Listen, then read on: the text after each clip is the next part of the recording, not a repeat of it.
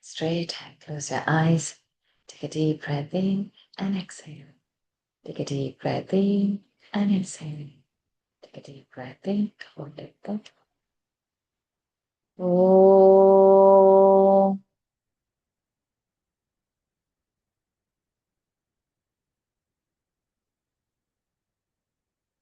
Oh.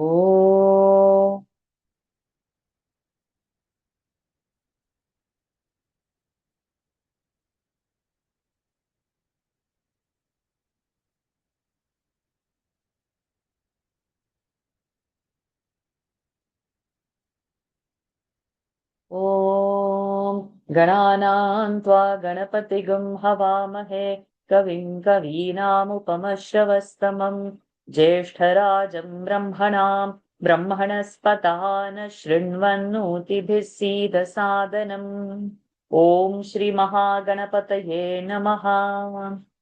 वर्णानामर्थसङ्घानां रसानां छन्दसामपि मङ्गलानां च कर्तारौ वन्दे वाणिविनायकौ भवानी शङ्करौ वन्दे श्रद्धाविश्वासरूपिणौ याभ्यां विना न पश्यन्ति सिद्धास्वान्तस्थमीश्वरम् वन्दे बोधमयं नित्यं गुरुं शङ्कररूपिणम् यमाश्रितो हि वक्रोऽपि चन्द्रः सर्वत्र वन्द्यते नीलाम्बुजश्यामलकोमलाङ्गं सीतासमारोपितवामभागम् पाणौ महासायकचारुचापं नमामि रामं रघुवंशनाथम् लालदेहलालीलसे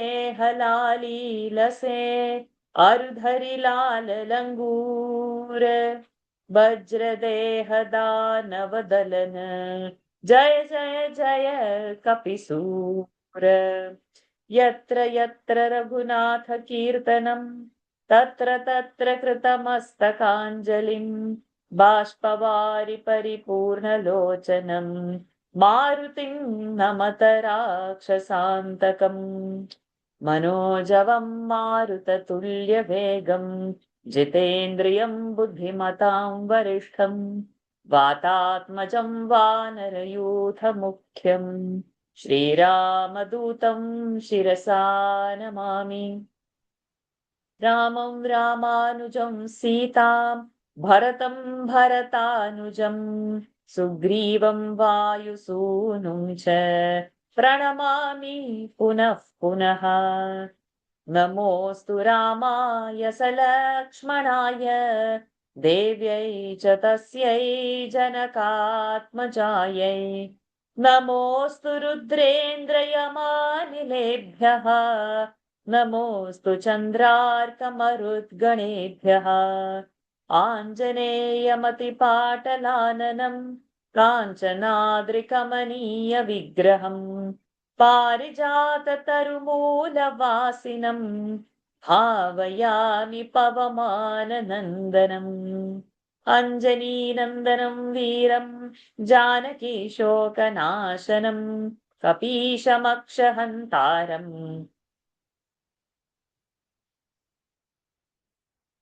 Can somebody complete that line? Vande.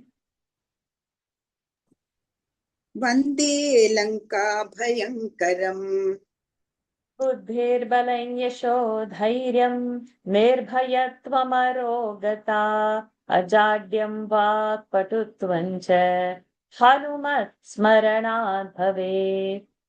ॐ आञ्जनेयाय विद्महे वायुपुत्राय धीमहि तन्नो हनुमत् प्रचोदयात्। गोष्पदीकृतवाराशिं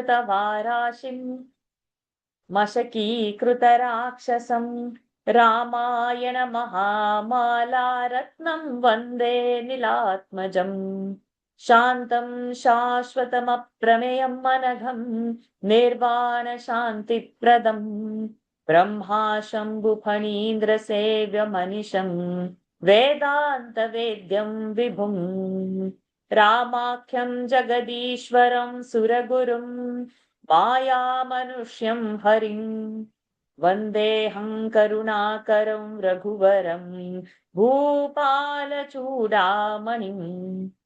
नान्या स्पृहा रघुपते हृदये स्मदीये सत्यं वदामि च भवानखिलान्तरात्मा भक्तिं प्रयच्छ रघुपुङ्गवनेर्भरां मे कामादिदोषरहितं कुरु मानसं च अतुलितबलधामं हेमशैलाभदेहं धनुजवनकृशानं ज्ञानिनामग्रगण्यं सकलगुणनिधानं वानराणामधीशं रघुपतिप्रियभक्तं वातजातं नमामि.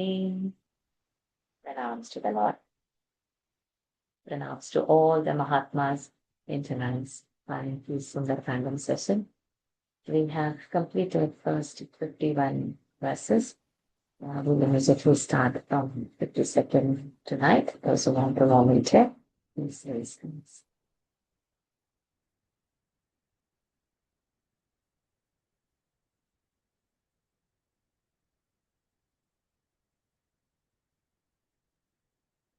Akachi.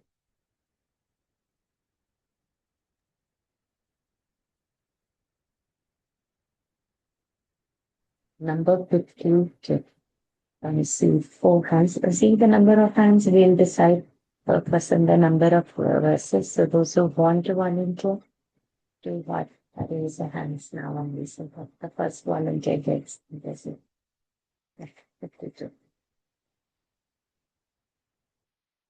विमुक्तास्तस्य वेगेन मुक्त्वा पुष्पाणि ते द्रुमाः विमुक्तास्तस्य वेगेन मुक्त्वा पुष्पाणि ते द्रुमाः व्यवशीर्यन्त सलिले निवृता सुहृदो यथा व्यवशीर्यन्त सलिले निवृत्ता सुहृदो यथा विमुक्तास्तस्य वेगेन मुक्त्वा पुष्पाणि ते द्रुमाः व्यवशीर्यन्त सलिले निवृत्ता सुहृदो यथा. Only Bru will have it with okay? Vimuktastasya vegena, all simple, muktva simple, pushpani, shakara is murdhani, nakara is murdhani, and also rasva, nakara. Te drumaha, we have to say the full visarga over there. Vyavashiryanta, she is dirgha, salile, le is dirgha, ni vritta. Only ni will not have it bitva, Bru will have it bitva. Nivritta suhrudo yatha. विमुक्तास्तस्य वेगेन मुक्त्वा पुष्पाणि ते द्रुमाः व्यवशीर्यन्त सलिले निवृत्ता सुहृदो यथा लघुत्वेनोपपन्नन्तद्विचित्रं सागरे पतत् लघुत्वेनोपपन्नन्तद्विचित्रं सागरे पतत् द्रुमाणां विविधं पुष्पं कपिं वायुसमीरितम् द्रुमाणां विविधं पुष्पं कपिवायुसमीरितं Tarachita, there is that one also included in 53rd in my book. Is it for you like that? 53rd. yeah. ताराचितमिवाकाशं प्रबभौ समहार्णवः ताराचितमिवाकाशं प्रबभौ समहार्णवः लघुत्वेनोपपन्नन्तद्विचित्रं सागरे पतत् द्रुमाणां विविधं पुष्पं कपिवायुसमीरितं ताराचितमिवाकाशं प्रबभौ समहार्णवः. So laghutvenopapanantat anuswara is becoming nakara over there. Vichitram anuswara is a wakara over there. Drumanam again ana is a murdhani nakara anuswara wakara over there. Pushpang over there the anuswara is becoming n like Ganga Pushpang Kapi. And Pushpas even if it's a half shakara it's a murdhani shakara over there. Tara chitamiva. So chitamiva, chi mi has to be short. We have to remember that. Tara is long. So tara chitamiva, So chitami come fast and stop on va. So tara prolong, va prolong. Chitami keep it short. Pra ba bhau. First ba is alpa prana, second is a mahaprana, maharnavaha. Laghuttveno, laghu ghu is a mahaprana also and dvitva also. Laghuttveno papannantad vichitram sagare patat drumanam vividham vividham, that is makara only. Drumanam vividham pushpam kapivayu samiritam ताराचितमिवाकाशं प्रबभौ समार्णवः पुष्पौघेन सुगन्धेन नानावर्णेन वानरः पुष्पौघेन सुगन्धेन नानावर्णेन वानरः बभौ मेघैवोद्यन्वै विद्युद्गणविभूषितः बभौ मेघ इवोद्यन्वै विद्युद्गणविभूषितः पुष्पौघेन सुगन्धेन नानावर्णेन वानरः बभौ मेघ इवोद्यन्वै विद्युद्गणविभूषितः पुष्पौ. So shakara murdhani, pau au ki matra have to say, not pushpa, pushpau au. Dhena gha is a mahaprana, ana is a murdhani. So too many things over there in that four thing. Sugandhena dha mahaprana, nanavar anena, ana is a murdhani anakara. Ba bhau alpa prana, mahaprana. We have to be careful over there. Me gha, gha is a mahaprana.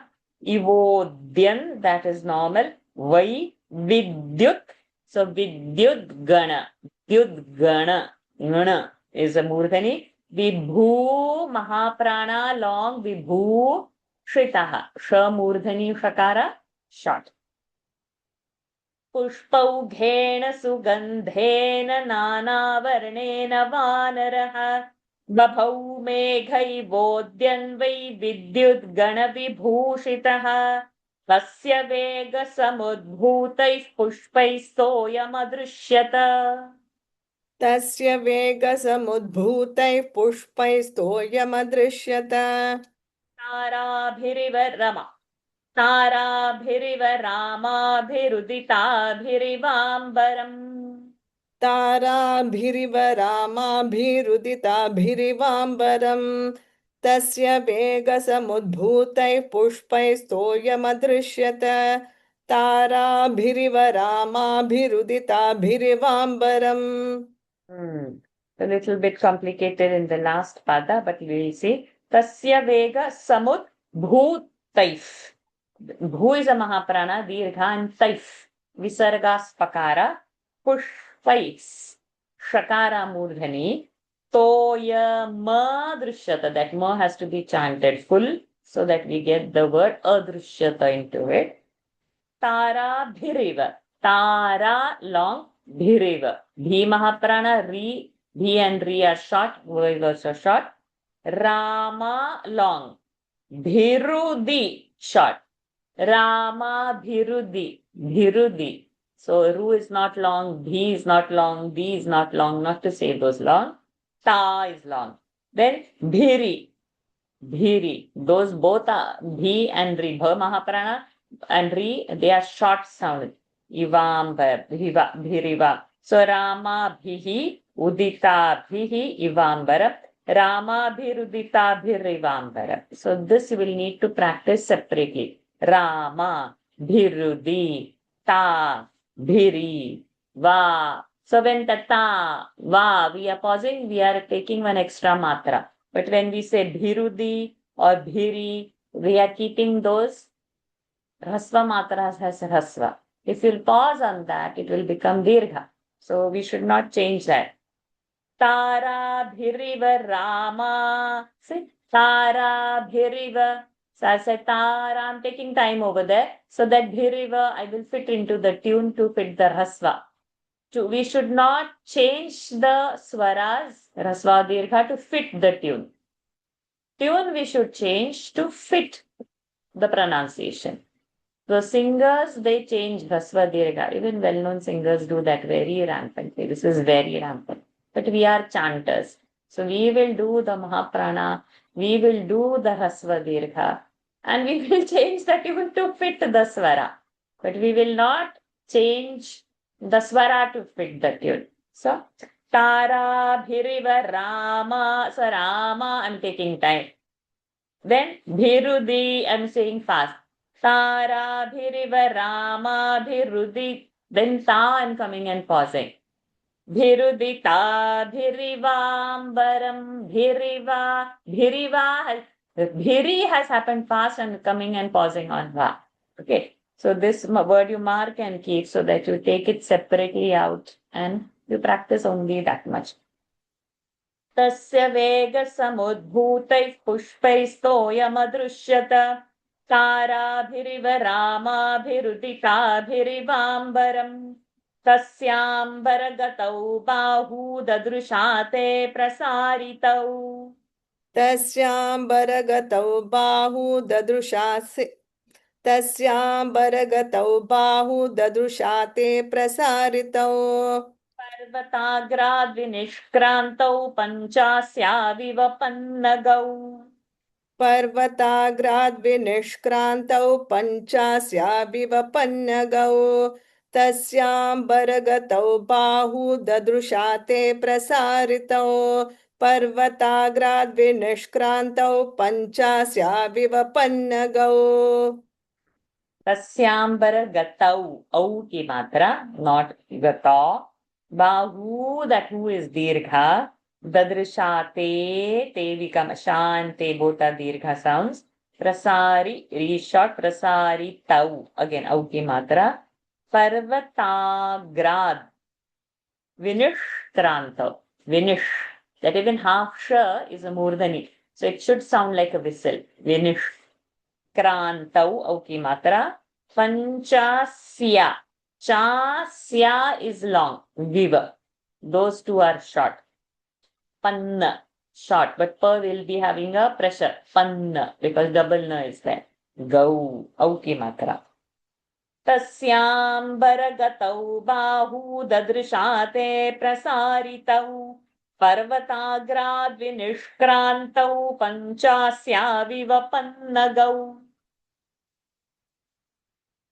पिबन्निव बभौ चापि सोमिर्जालं महार्णवम् पिबन्निव बभौ चापि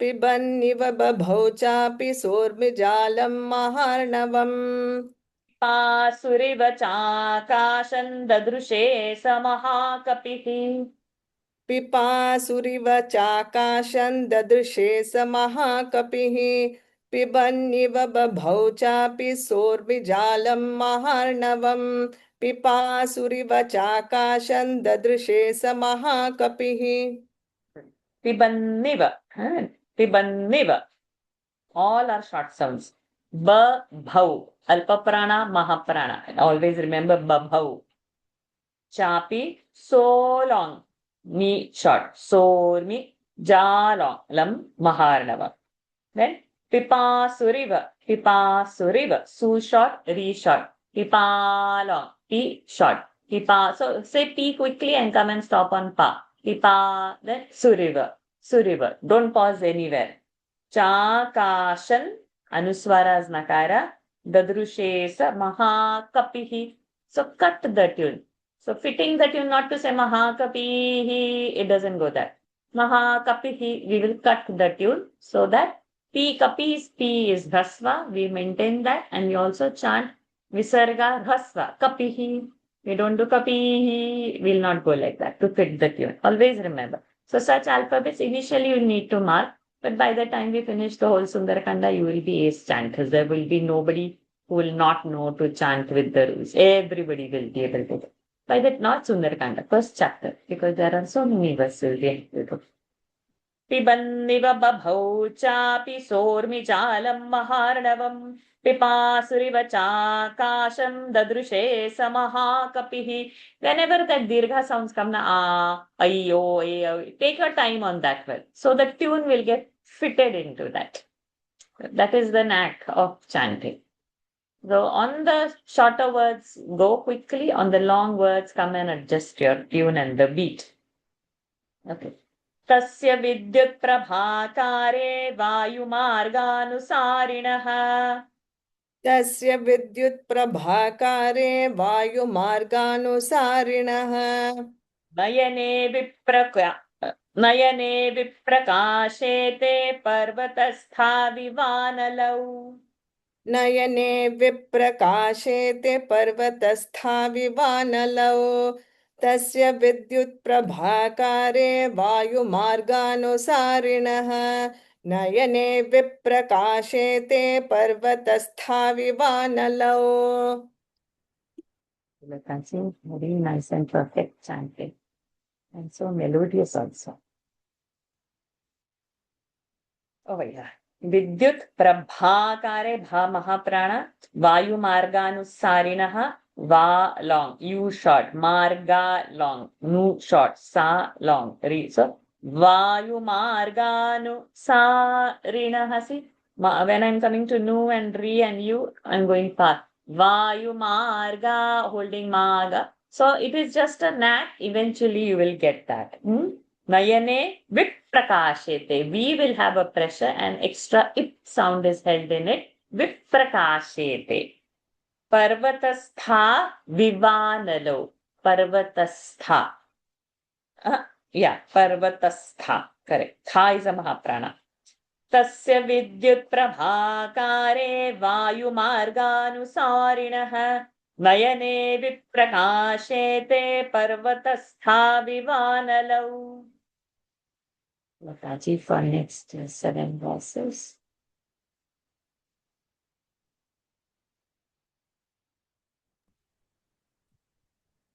पिङ्गे पिङ्गाक्षमुख्यस्य बृहती परिमण्डले पिङ्गे पिङ्गाक्षमुख्यस्य बृहती परिमण्डले चक्षुषी सम्प्रकाशेते चन्द्रसूर्याविवस्थितौ चक्षुषी सम्प्रकाशेते चन्द्रसूर्याविवस्थितौ पिङ्गे पिङ्गाक्षमुख्यस्य बृहती परिमण्डले चक्षुषी सम्प्रकाशेते चन्द्रसूर्याविवस्थितौ.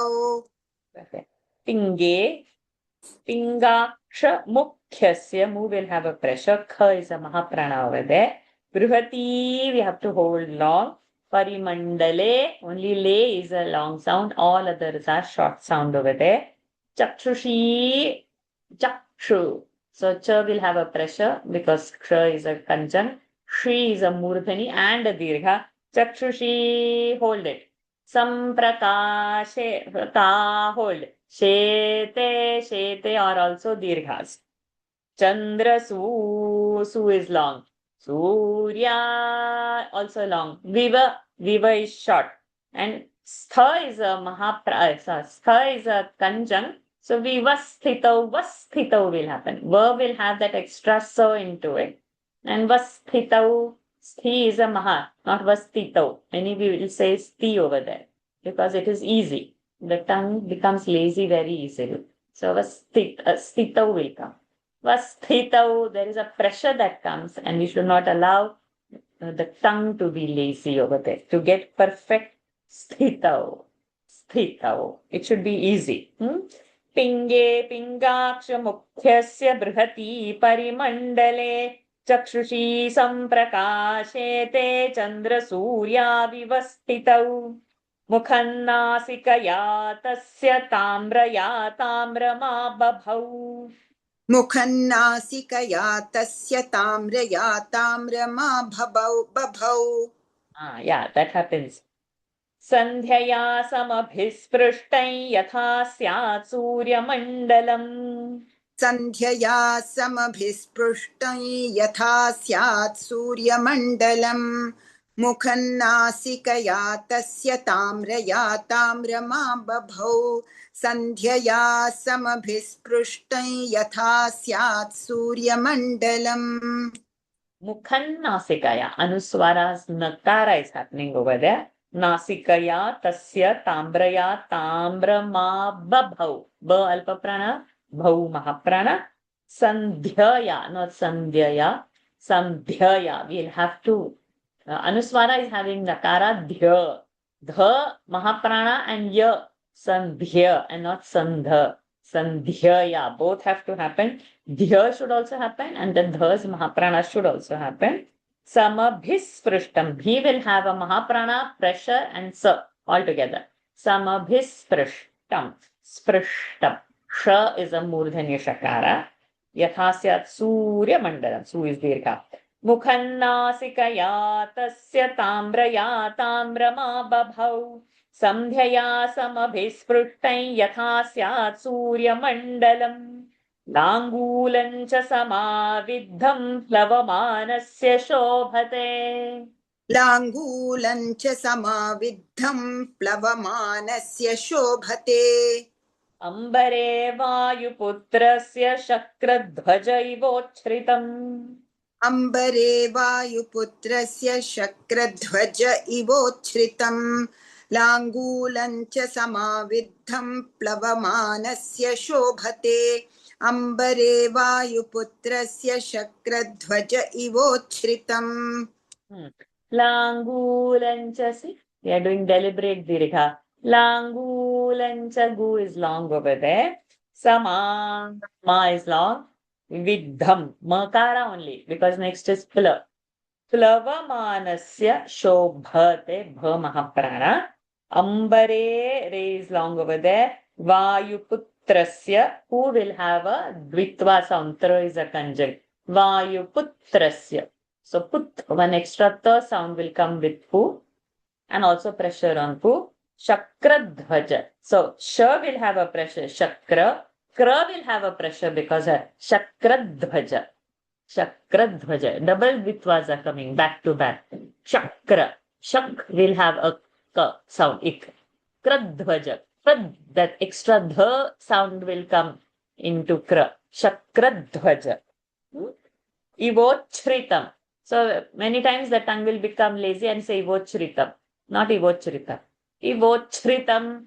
Again that pressure has to come. And there is, so the bala of your voice has to be retained till the last Mahaprana you have chanted. So in the chanting, one of the rule is how much bal you have, strength and the power. All Mahapranas take our easily. So we have to maintain and hold that continuously. So not to become lazy. So like that Ivochritam has come, mark that chara and come because that cha even people eventually don't chant a Mahaprana over there. That has to be chanted. Langulan cha samaviddham plavamanasya shobhate ambare vayuputrasya shakradhvaja ivochritam langula chakro hanuman shukladamstro nilatmajaha लाङ्गूलचक्रो Hanuman शुक्लदंष्ट्रो नीलात्मजः व्यरोचत महाप्राज्ञः परिवेशीव भास्करः व्यरोचत महाप्राज्ञः परिवेशीव भास्करः लाङ्गूलचक्रो हनुमान् शुक्लदंष्ट्रो नीलात्मजः व्यरोचत महाप्राज्ञः परिवेशीव भास्करः Again, Langula, gu is dirgha. Chakra, Hanuman. Nu is short, remember. Shukla, shu will have a pressure. Shukla, ka will come into it. Shukla, daunstro. Not daunstro or damstro. Daunstro, makara, shakara, murdhani, tro. Nilatmajaha. Vyarochata. That ta also has to be set full. So normally people tend to chant halant over there. It is not a halanta sound. Maha pradnyaf. Visarga spakara. Pari short. Veshi long. She is dirgha murdhani. Bhaskaraha bha mahaprana. Langula chakro hanuman shukladamstro nilatmajaha. व्यरोचत महाप्राज्ञः परिवेशीव भास्करः स्फिग्देशेनातिताम्रेण रराजस महाकपिः स्फिग्देशेनातिताम्रेण रराजस महाकपिः महता दारितेनेव गिरिर्गैरिकधातुना महतादारितेनेव गिरिगैरिकधातुना गिरिर्गैरिकधातुना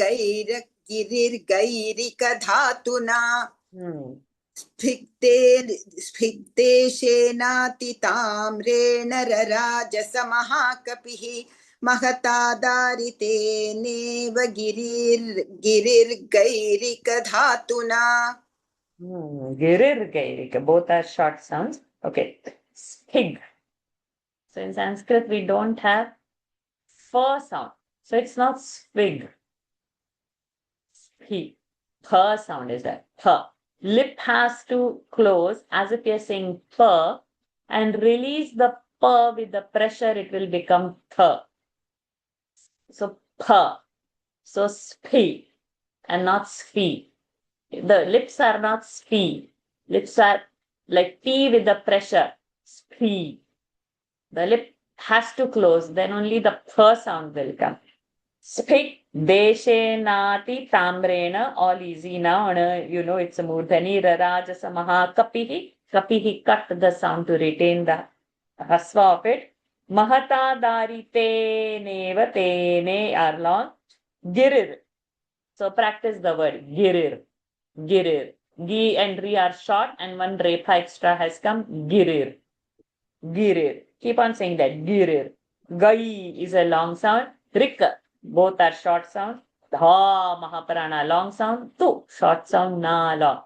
Girir gai rika dhatuna. So then it will become easy. So whenever you are stuck on a word, just pick up that and practice separately. Then only it will work. Girir gai rika.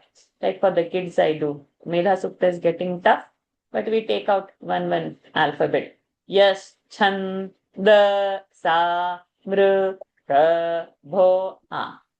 So like that. Girir, because we have to keep girir, gai, rika, dha. So then only such words will stay on the tongue. So when we are chanting fast, we will not say girir or something will not happen. Girir. So we have to. If we say that one word continuously, it will sit on our tongue. So then the confusion will finish. So we'll have to go alphabet by alphabet wise wherever it gets tougher. Spigdeshenatitamrena rarajasamaha kapihi mahata dariteneva girirgairika dhatuna tasya vanarasimhasya plavamanasya sagaram. तस्य वानरसिंहस्य प्लवमानस्य सागरम् कक्षान्तरगतो वायुर्जिमूत इव गर्जति. कक्षान्तरगतो वायुर्जी. Is it dirgha, isn't it, Varshaji? Vayurjimut. No, how does it go? Can you repeat it? कक्षान्तरगतो वायुर्जिमूत इव गर्जति. कक्षान्तरगतो वायुर्जीमूत इव गर्जति तस्य वानरसिंहस्य प्लवमानस्य सागरम् कक्षान्तरगतो वायुर्जीमूत इव गर्जति. तस्य वानर, not simhasya or singhasya or singasya, simhasya. And that sya will be a dvitva because pla is a conjunct. Simhasya plava. Syap plava. So syap. One extra pip sound will come in syap. Simhasya plava. Syap. So mark over there one pa and halanta you keep. Syap plava. Manasya sagaram. Then kakshantaragato vayur jimuta jimuta. So practice this separately. Like girir, like that. Jimu, girir, we practice rasva. Jimu, we are practicing dirgha. Jimuta. So that word sits on the tongue. You are not confused when it will come all of a sudden. Iva is short, garjati, everything is short after that. Tasya vanarasimhasya plavamanasya sagaram kakshantaragato vayurjimuta iva garjati. Khe yathani patatyulka उत्तरान्ताद् विनिसृता. K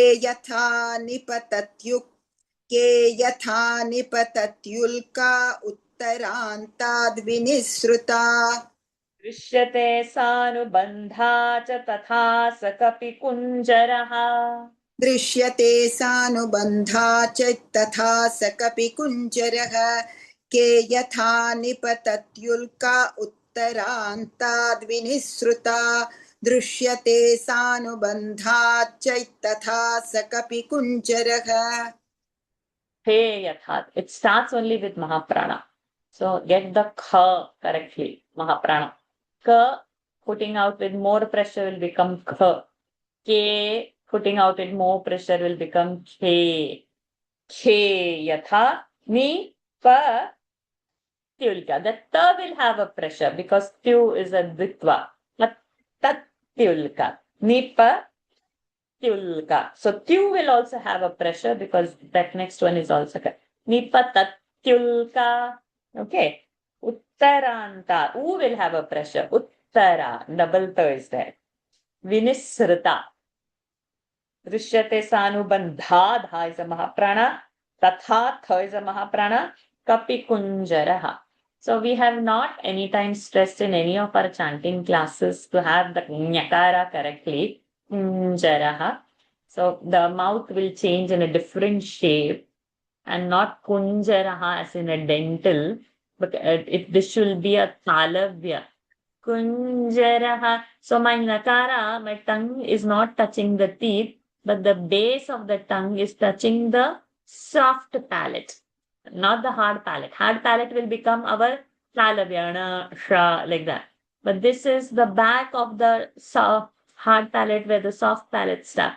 Kunjaraha, kunjaraha. So it's not kun, it's not kun, kunjaraha. So the tongue base, so we have never practiced this throughout any of our other chantings, but if we want more depth in saying the nyakara correctly, where this nyakara comes, cha, cha, ja, ja, nya. Now, where did you touch your tongue while saying cha? The tip of the tongue has no role. The base of the tongue is touching the soft palate. Cha. It's all talavya sounds. Cha, cha, ja, ja, nya. Kunjaraha, not the nakara. So little deeper, you can leave it. I just mentioned it now and kept. So those who want to play it on their mind can. No problem saying kunjaraha. Kunjaraha. Okay. Okay. Talavya sound it is. Anyways, let us go ahead. Thank you, Lataji.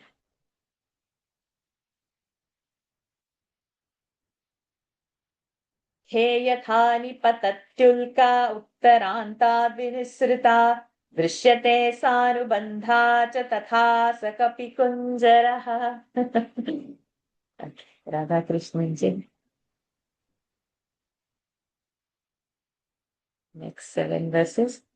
पतत् पतंग संकाशो व्यायतः शुशुभे कपिः. पदत्पदङ्गसङ्काशो व्यायतः शुशुभे कपिः प्रवृद्ध इव मातङ्गः कक्ष्यया बध्यमानया.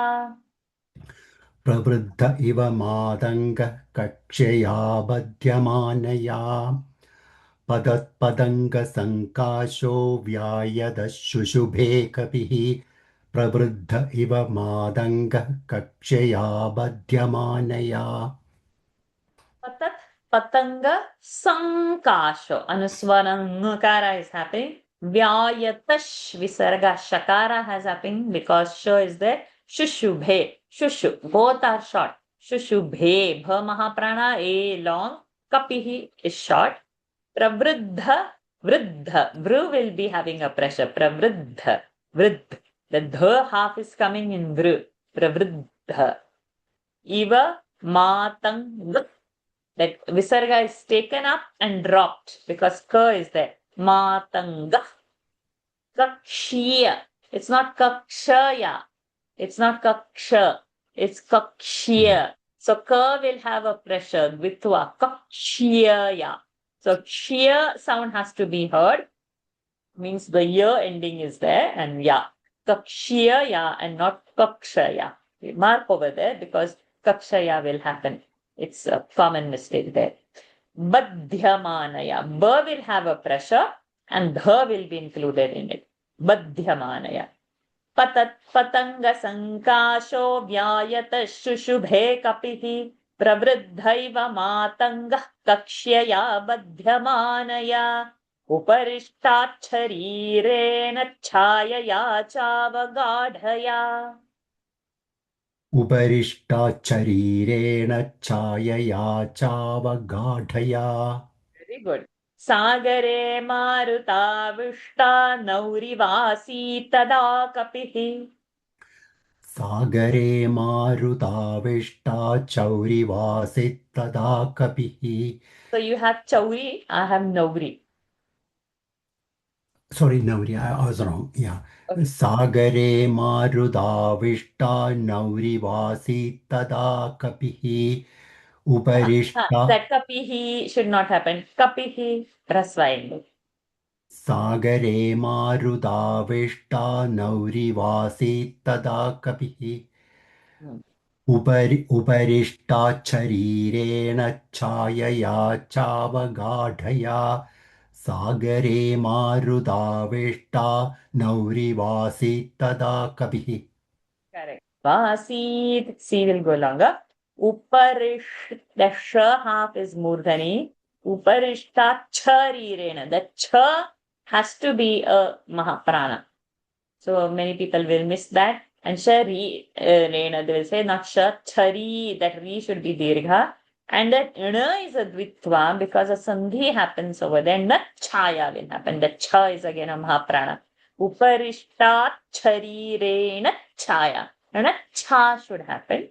Chava ga dhaya. Mark this dha and keep because gadaya only people will say in spite of that being a mahaprana. That gadhaya, the tongue becomes lazy and it will say gadaya only. Gadhaya. You have to have consciously effort that mahaprana power has to be provided. Sagare maruta vishta. Prakara murdhani, ta is not a mahaprana. Nau dirgha, ri is short. Nauri, nauri. So now hold ri fast, va long, si long, so half. Nauri vasit, si is dirgha. Tada kapihi. So kapihi we can stop at hasva if we have given good time to see. Then that kapihi with the tune we can cut it. Uparishtat sharirena chayaya chavagadhaya sagare marutavishta naurivasi tada kapihi. Next. Yanyandesham samudrasya jagama samaha kapihi. Yayandesham samudrasya jagama kapihi. Satutasyanga vegena sonmada iva lakshyate. Tadutasyangve Satu. Sadu Tasyanga vegena. Yeah. Sadutasyanga vegena sonmada iva lakshyate yayandeshan samudrasya jagama samaha kapihi. Sadutasyanga vegena sonmada iva lakshyate. Heavy rain has started. So in case if I get disconnected, kindly bear. But don't wait more than 9 o'clock of Singapore, 6 o'clock or 6:30 of India. If it goes up, because the rain is very bad and heavy now at this moment. We'll go on. Nyai. So first anuswara is nyakara. Second anuswara is nakara. Nyai, yan, de. Third anuswara is not nakara, wakara, not deshan samudrasya, desham samudrasya. Okay. Nyai, yan, desham, samudra. So, ya, na, wa. All are happening over there, one after another. Mahakapihi, that hasva we have to manage. Satutasyanga vegena sonmada iva lakshyate. La will have a pressure. Yayandesham samudrasya. Mu is a dvitva, okay? Samudrasya, because dra is a conjunct, mu will have a pressure. That mu will have extra the sounded pressure on it. Samudrasya, mudrasya, like that it will happen. Where are we? I lost her. Samudrasya. जगामस महाकपिः यं देशं समुद्रस्य जगामस महाकपिः स तु तस्याङ्गवेगेन सोन्माद इव लक्ष्यते सागरस्योर्मिजालानामुरसा शैलवर्ष्मणाम् सागरस्योर्मिजालानमुरसा शैलवर्षणाम् अवर्ष्मणाम् सागरस्योर्मिजालानमुरसा शैलवर्ष्मणाम् Jalana should also happen. सागरस्योर्मिजालानामुरसा शैलवर्ष्मणाम्. Perfect. Abhignamstu, see? Abhignamstu, gnamstu, huh? Abhignamstu mahavega pupluve sa mahakapihi. Abhigrams is two, isn't it? So Abhigrams. sir is there, so wakara will happen. Abhignamstu, gnam. Yeah. Abhigram tu mahavegah pupluve samahakapihi sagaras Oh, yeah, sorry, yes. Go ahead. सागरस्योर्मिजालानामुरसा शैलवर्ष्मणाम् अभिघ्नंस्तु महावेगः पुप्लुवे समहाकपिः. So, sagarasyo, rasyor will have that pressure. Sagarasyor mi jalana. So, jalana, all are dirgha. Murasa, mura is short. Sa again comes here. So, sagarasyor mi jalana murasa. Mura will come fast. So, jalana murasa. Jalana murasa. Shaila varshma. Varshma shakara murdhani half manam ana murdhani varshmanam. Then abhi, bhi is a mahaprana, hrasva sound, ghna is a conjunct, so bhi will get a dvitva, abhig. So one extra gha will come into that bha. Two mahapranas continuous.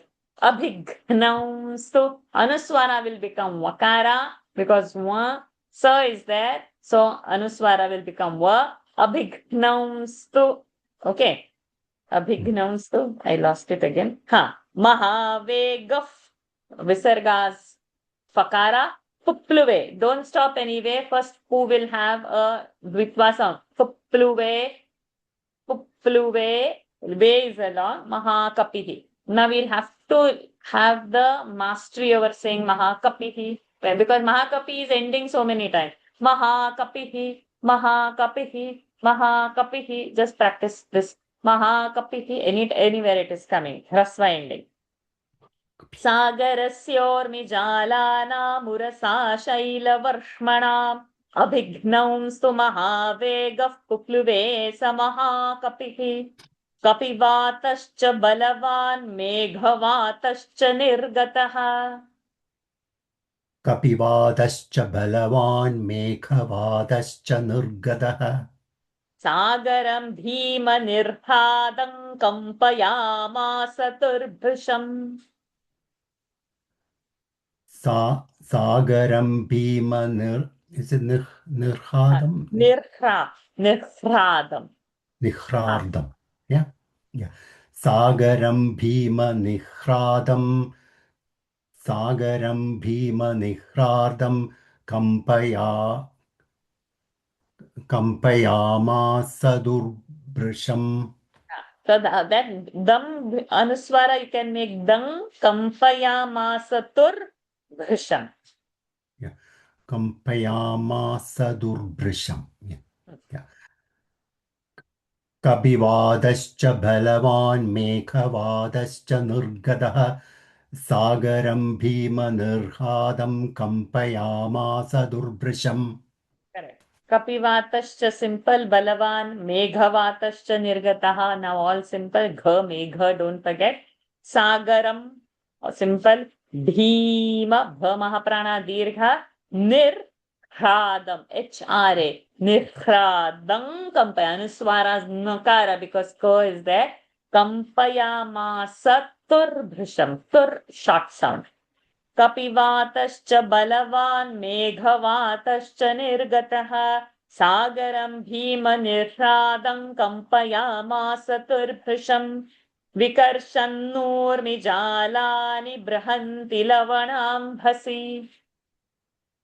विगर्षन्नूर्मिजालानि बृहन्ति लवणाम्भसि. लवणाम्भसि. Correct. पुप्लुवे कपि शार्दूलो विकिरन्निव. पुप्लुवे कपि शार्दूलो विकिरन्निव रोदसी. पुप्लुवे कपि शार्दूलो विगरन्निव रोदसी. विगर्षन्नूर्मिजालानि बृहन्ति लवणाम्भसि. पुप्लुवे कपि शार्दूलो विगरन्निव रोदसी. Vikarshan. Sha is a murdhani. Double na is there. Vikarshannu. Dirgha. Mi short. Vikarshanurmi jalani. So jala dirgha ni short. Brihanti lava. Anambhasi. Not to be lazy. Murdhani has to be said. Lavanambhasi bha mahaprana. And C over there is short. Lavanambhasi. Pupluve, we have seen this now. Dvitva will happen on the first pu. Kapishar, dulo, dulo, du will be long, sha and lo are always long only anyways. Viki, vika is not there. Vikiran, niva, ra will have a pressure. Rodasi, end with the dirgha, long pause. विकर्षन्नूर्मिजालानि बृहन्ति लवणाम्भसि पुप्लुवे कपि शार्दूलो विकिरन्निव रोदसी मेरुमन्दरसङ्काशानुद्गतान् सुमहार्णवे. मेरुमन्तरसङ्काशानुद्गतान् सुमहार्णवे. अत्यक्रामन् महावेगस्तरङ्गान् गणयन्निव. अत्यक्रामान् महावेगस्तरङ्गान् गणयन्निव.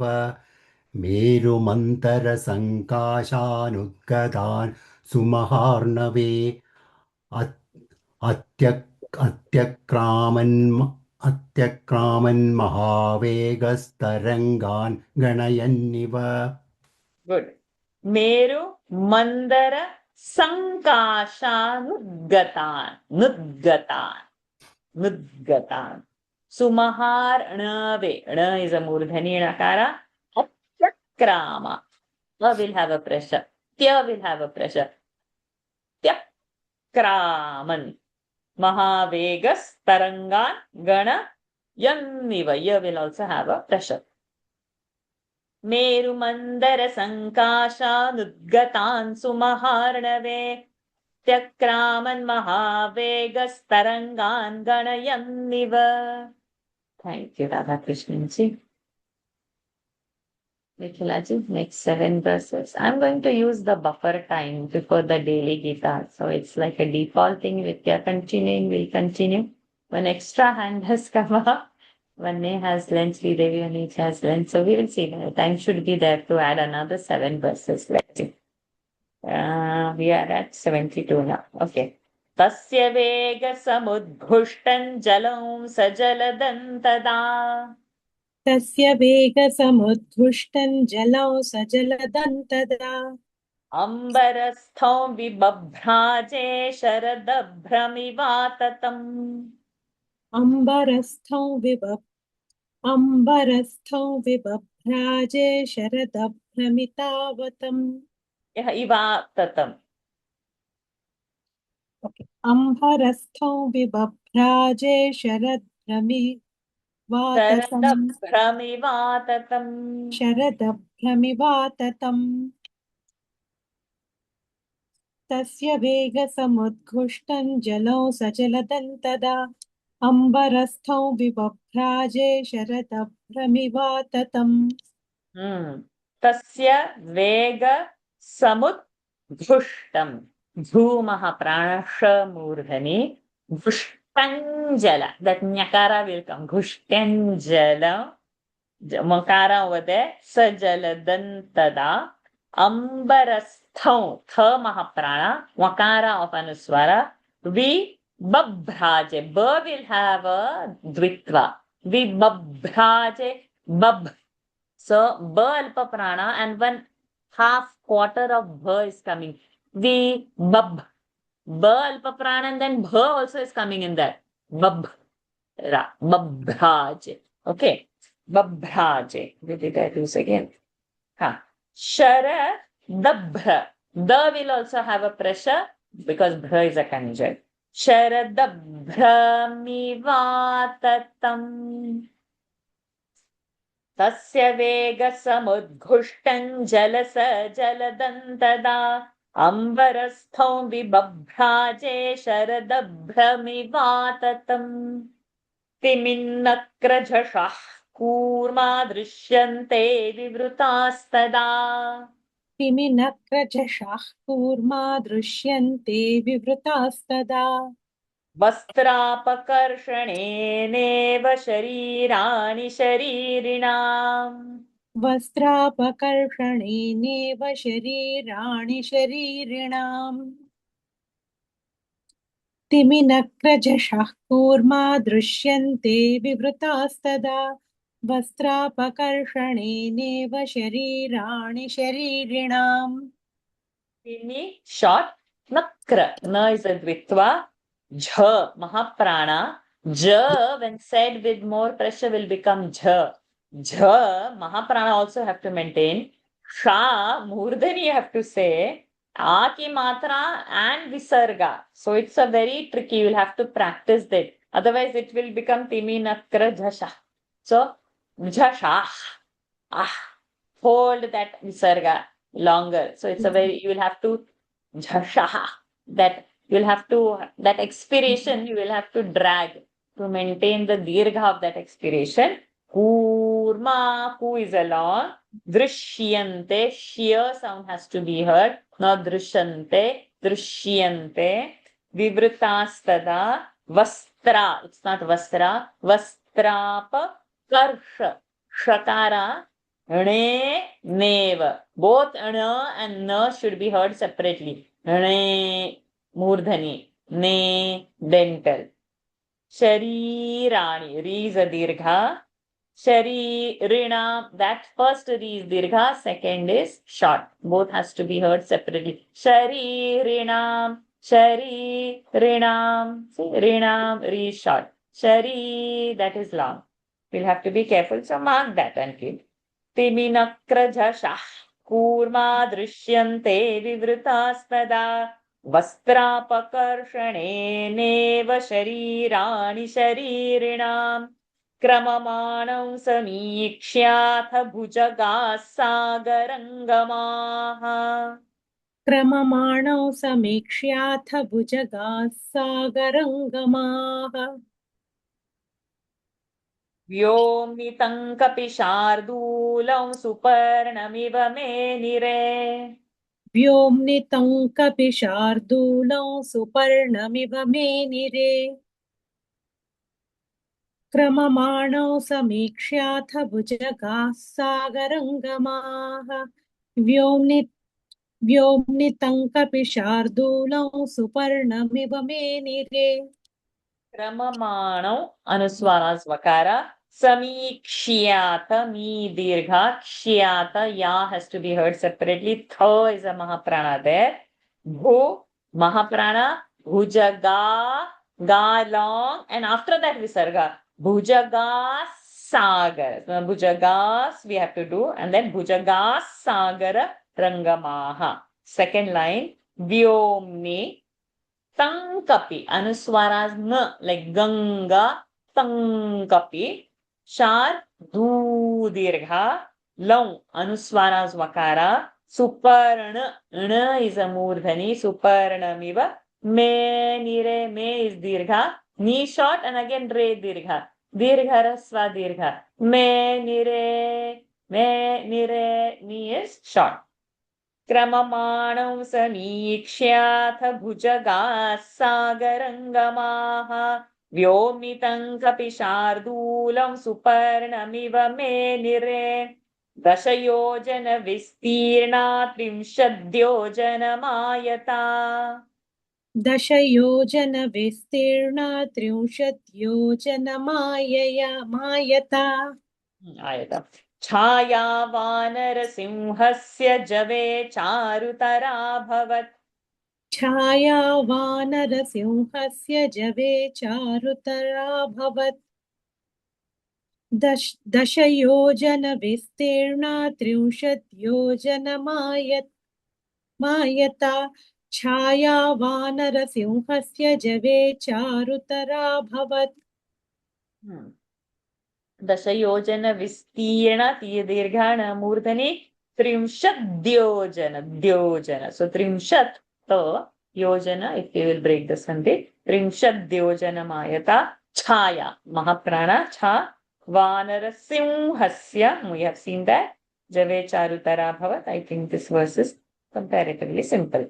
दशयोजन विस्तीर्णा त्रिंशद्योजनमायता छाया वानरसिंहस्य जवे चारुतराभवत् श्वेताभ्रघनराजीव वायुपुत्रानुगामिनी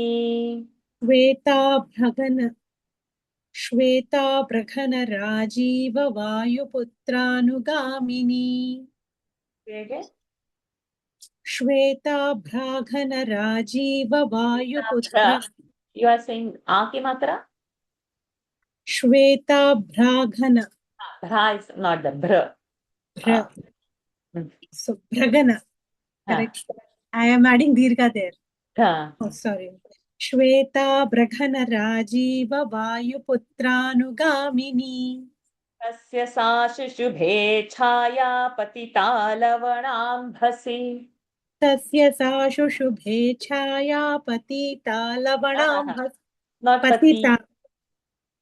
तस्य सा शुशुभे छाया पतिता लवणाम्भसि. Correct. श्वेताभ्रघनराजीव वायुपुत्रानुगामिनी तस्य सा शुशुभे छाया पतिता लवणाम्भसि. Good. श्वेताभ्र भ्र भ महाप्राण भ महाप्राण घनराजीव G is long. वायुपुत्रानुगामिनी ending long.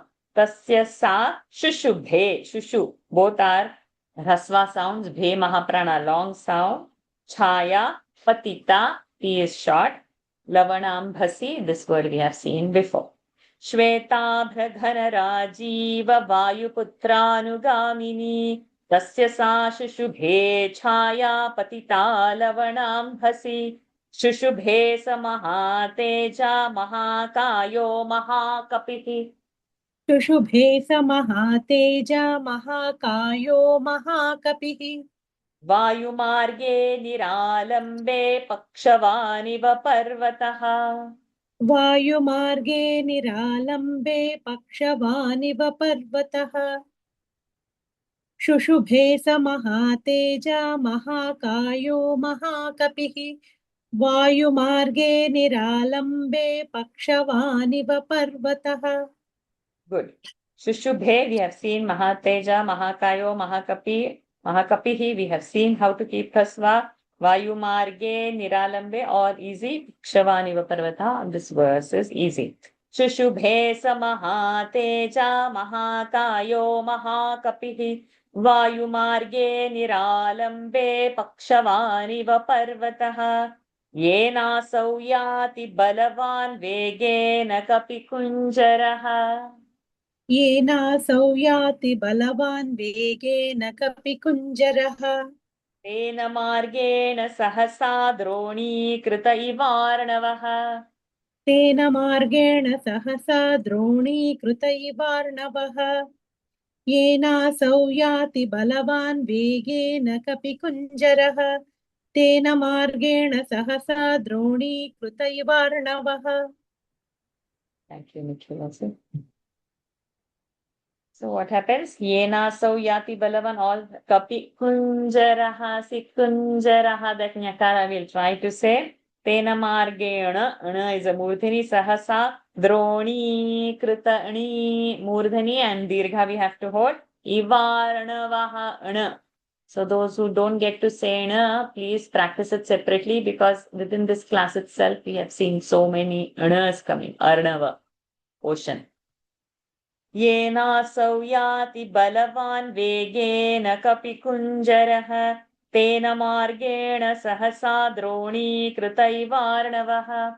We have few minutes. Let me try to squeeze you in 1 minute. We had distributed the verses according to the time, but let us try. आपाते पक्षि संघानां पक्षिराज इव व्रजन्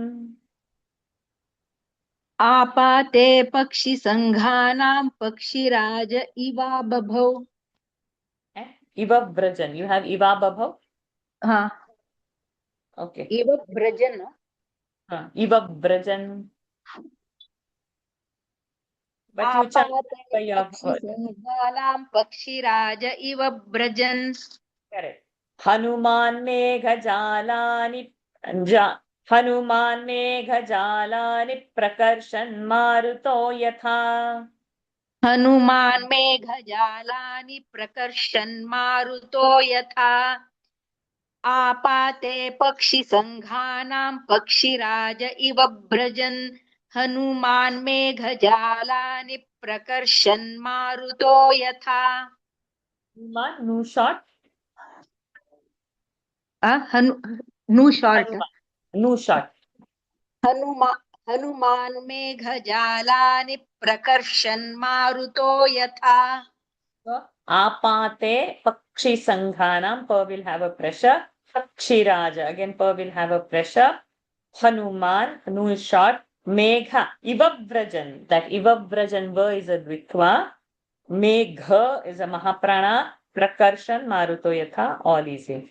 Apate pakshi sanghanam pakshiraja Ivavrajan. Hanuman meghajalani prakarshan maruto yatha. पाण्डुरारुणवर्णानि नीलमञ्जिष्ठकानि च पाण्डुरारुणवर्णानि नीलमञ्जिष्ठकानि च मञ्जिष्ठ महाप्राण पाण्डुरारुणवर्णानि नीलमञ्जिष्ठकानि च. So you can take your pitch high because your pitch is different. So you go high, don't come to my pitch. Kapina krishyamanaani mahabhrani chakashire. कपिना कृष्यमाणानि महाभ्राणि च काशिरे पाण्डुरारुणवर्णानि नीलमञ्जिष्ठकानि च कपिना कृष्यमाणानि महाभ्राणि च काशिरे. Yes. Thank you, Lata ji, for putting that message in the group. Thank you. In the Delhi Gita group, we are getting 5 more minutes. Panduraruna Varanani is it Neelamanjushtha Cha and a Tha, we have to be mindful. Kapina Krishyama Anani, that we have to be mindful. Mahabhrani, see again the and her Chakashire. Panduraruna Varanani Neelamanjishthakani Cha Kapina Krishyamanaani Mahabhrani Chakashire. प्रविशन्नभ्रजालानि निष्पतंश्च पुनः पुनः प्रविशन्नभ्रजालानि निष्पतंश्च पुनः पुनः प्रच्छन्नश्च प्रकाशश्च चन्द्रमा इव दृश्यते पृच्छन्नश्च प्रकाशश्च चन्द्रमा इव दृश्यते प्रविशन्नभ्रजालानि निष्पतंश्च पुनः पुनः प्रच्छन्नश्च प्रकाशश्च चन्द्रमा इव दृश्यते. So quite pravishannabrasha will have a pressure. Nabra na will have a pressure. Jalani nishpatanshcha. Sh and ch when it comes, sh has to be sounded separately, not patancha, not to do double cha and all over there. Then prachannascha, not prachannatcha, not to do double cha. Nashcha, sh and ch has to. So please mark, there are many people who do natcha and all. Not nacha, nashcha. Prakashascha, not prakashascha. No, not like that. Prakashascha. Sh has to be heard. Pravishannabhrajalani nishpatamscha punah punaha. Prachannascha prakash. Prachannascha prakashascha. There is a dvitva over there. Prachannascha prakashascha chandrama iva drishyate. प्लवमानन्तु तं दृष्ट्वा प्लवगन्त्वरितं तदा. प्लवमानन्तु तं दृष्ट्वा प्लवगन्त्वरितं तदा. ववृषुस्तत्र पुष्पाणि देवगन्धर्वचारणाः. Can you repeat once again? I have some other words. Okay. Vavrushustatra pushpani. You can read the word which is in yours. Vavrushustatra pushpani devagandharvacharanaha. Vavrushuf pushpavarshani devagandharvadanamaha. Okay, no problem. Plavamanantu तं दृष्ट्वा प्लवगन्त्वरितं तदा. Vavrashuf pushpavarshani devagandharvadanamaha. You have a Vrushuf Pushpavarshani. Okay, no problem. So, Plavamanantu तं दृष्ट्वा प्लवगन्त्वरितं तदा. Vavrushustatra pushpani devagandharvacharanaha. Tatapanahitam suryah plavantam vanareswaram. ततापनहितं सूर्यः प्लवन्तं वानरेश्वरम्. युषेवे च तदा वायुरामकार्यार्थसिद्धये.